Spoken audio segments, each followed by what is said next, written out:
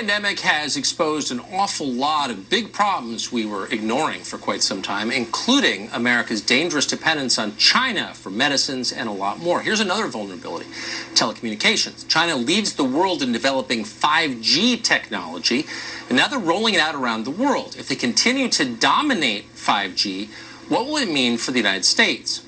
Dana Goldin is the longest-serving NASA administrator, and by popular acclaim, the best. We're happy to have him on tonight. Dana Goldin, thanks so much for coming on. So why should it make Americans concerned that China is leading the race to develop 5G technology?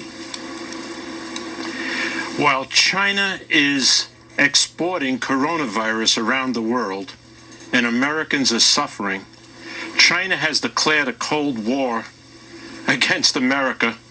It is looking to control the 5G communications. This is the technology of the future. They recognize that this technology is crucial to the next battles that we're going to have. These battles aren't going to be about bombs and bullets and planes and ships and tanks. It's about artificial intelligence. It's about machine learning. It's about autonomous vehicles. It's about semiconductors. And the first battle is on 5G. They control 5G. We could even have a surveillance system like the Chinese have, where every single member of the Chinese population is surveilled by their own government. So and this seems like a horrifying possibility. It seems so obvious on its face that you would never want a hostile foreign power like China to control your 5G network. And yet I'm hearing government officials, including in the Pentagon, say, no, we have to do this. Why would they be pushing Chinese dominance in 5G? It's very weird. It's very weird because I've been a part of the national security community for a half a century. And the way I see it, we have a courageous chairman of the FCC, Ajit Pai. Yes. He had a 5-0 unanimous vote, bipartisan. They understood the science. They understood the urgency. And yet, there's too much of a bureaucracy in the Department of Defense which says we can't lose these battles. And this is a national security issue, but more importantly, 5G is about the future jobs for the people who are sitting at home suffering now. The future jobs in all new fields are going to come out of the technologies from 5G. China understands it, and right now they control close to 50% of the world wireless communication equipment. Their goal is 100%, crush America and crush the West. So, I mean, the last president gave away the internet. We no longer control the internet.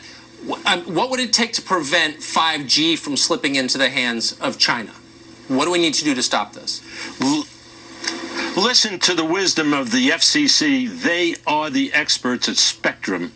They have they had a 74-page report with 444 references in it.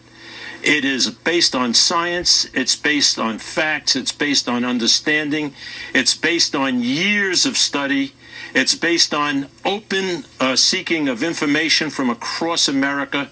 It is a very good decision, and if we listen to that decision, it will enable an innovative U.S. company called Ligado.